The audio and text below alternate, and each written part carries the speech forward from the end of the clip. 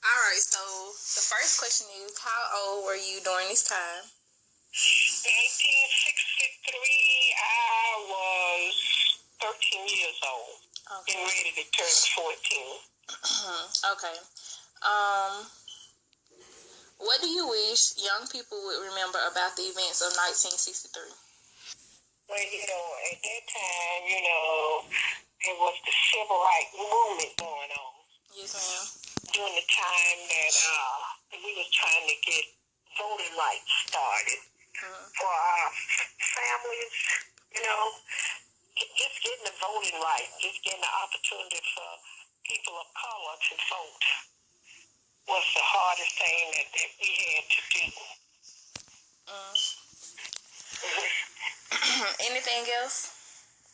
And during that time, also, they, I don't know, the president, they assassinated him in 1963 to President Kennedy. I might be wrong I right think there. it is President Kennedy.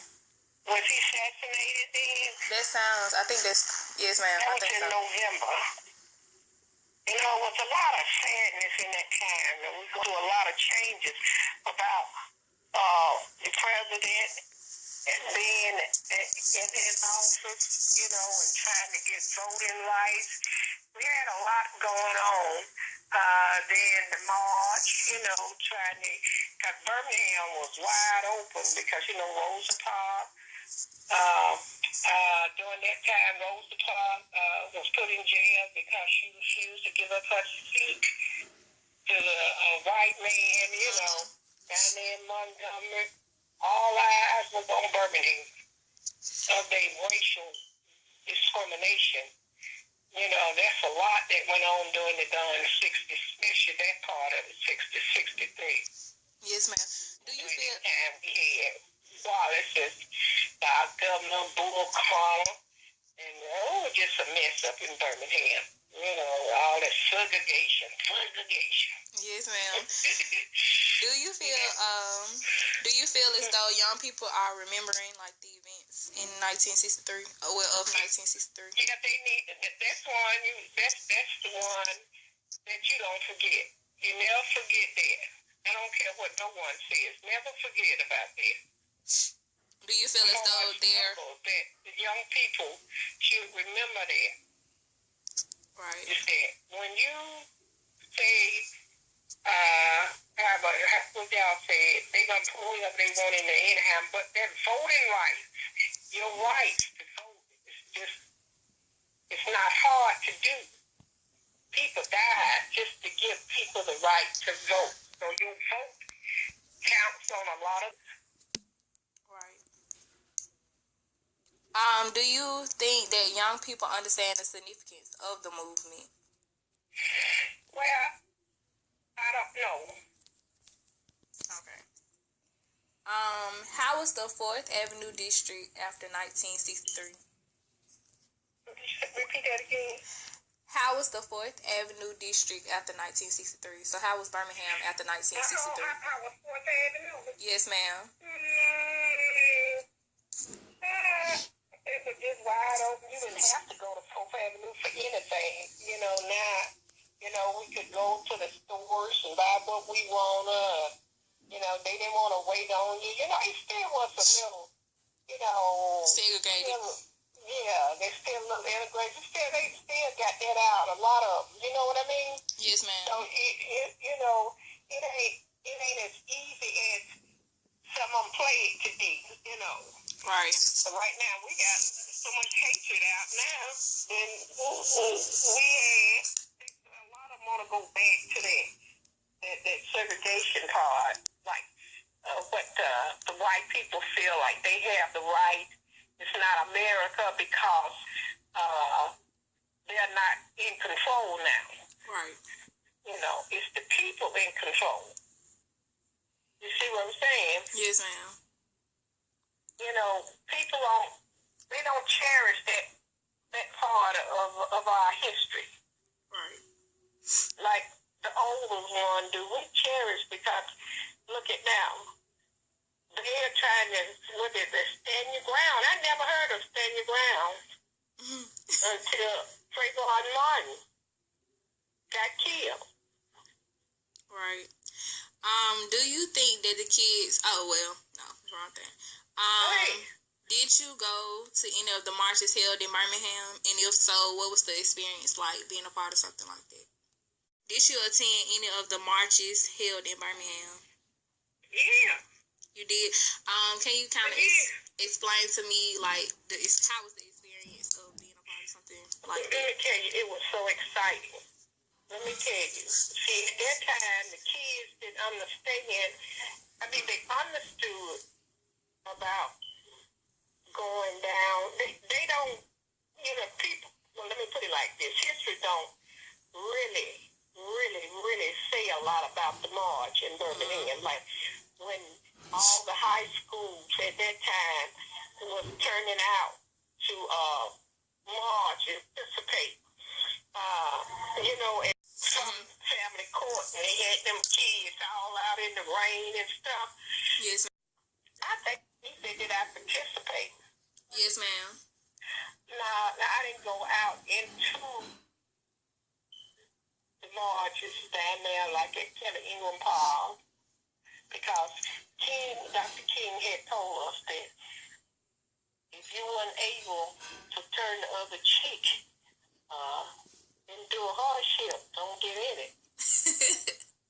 He did. Yes. That was Andrew Young. He was one of them. You had Jesse Jackson for the young people. There was a lot of stuff that was said to us, And some of them did and some of them didn't. So you I was one of the ones that didn't because I felt like that, you wasn't going to be able to turn the other cheek. But that's right. I understand. I mean, in some of that stuff, you have to be endured. There's a lot of people that did. A lot of young people did that. And then, like, when they was wanting to get in the paddy wagon and fill up the city jails and stuff like that, and be in jail for 5 days, they wasn't feeding them. They couldn't feed them. There was too many of them. Right. The jail wasn't built to hold that number of kids or anything. You know what I mean? Yes, ma'am. So you got to look at a lot of stuff that went on during that time. Right. And I know I couldn't have no dog barking and pulling on me. I couldn't withstand the holes, the water that water that hit them kids. Some of them kids are not right now. Right. They have a trauma problem where they couldn't understand why we got to go through all this for my mom and my dad to vote. Right. I mean, you talking about foot soldiers, and there were some foot soldiers, but they don't get those kids enough credit for what they did. Right. They still don't talk about some of them kids that was they were getting their personal hygiene taken care of. You see? Yes, ma'am. What impact did the events have on your life? Oh, it had a great impact on mine. When I see wrong, I speak south. You know what I mean? Yes, ma'am. Well, I have to tell them that's not right. And I always liked that saying, now look, I'm from the 60s. Child of 60s, back in the 60s. And let you know, I know what you're doing. Right. Or I will tell them, no, that's not right. We have the opportunity now to do whatever we please, but we got to do it through the Word of God. That's what King was telling us. Put God first. In so many of his speeches, he talked about God. Right. And when he talk about God, that gives us the strength to go through anything. And he was talking about us. That had a great impact on my life. To be able to see, people don't have to tell me about what went on. We lived through it. Right. And I could tell Alexis them and him and living in Alabama, living in any of those southern states, that had to do hardship, but the hardest one that was hit was Birmingham. We had the bombing of the 16th Street Baptist Church, Yes, the all they put on the kids and Kelly Ingham Park, and also got the water hose, locked King up in the Birmingham jail for no reason. Right. I can go on and on and on about, and then sitting down there at Newberry store, and people spitting on you, and it was just a mess. All because they refused to accept us as human beings. Right. And we had the equal rights too. Now this is the amendment they wrote. Right. And didn't want to honor it. How all men and women were created equal. Right. Do you see what I'm saying? Yes, ma'am, I see. Mm-hmm. How have the events made the city magical? So how have basically like the events made the city magical? Well, it made it better because look, we got black mayors. At one time we couldn't even get us a black mayor in here. We have a black city council. And the majority of Birmingham is what? 95% black? Right. Probably more or less, Yes. You see what I'm saying?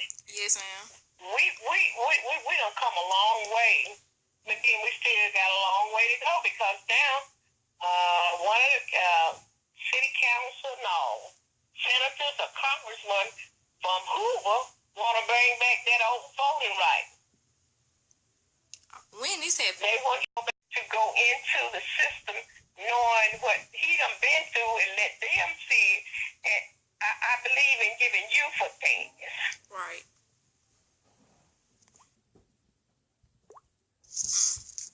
And when the schools, when they let them young kids out that was, we was young. That was in 1964. Right. In 65. They still struggling, beating them up and all that stuff, for no reason. Just want to fill out the application to vote. And the men that came back from the service didn't supposed to have that problem. Right. But they still wouldn't let them vote either. They don't serve your country and they can't vote. They right, this messed only up. to have the right to vote. And I cherish that. Nothing go past me that I don't put my opinion in, and voting is your right to say. If you don't vote, you don't have a say in nothing. That's the way I feel. Any final words so we can wrap the interview up? What you want to say? Final words? Yes, ma'am.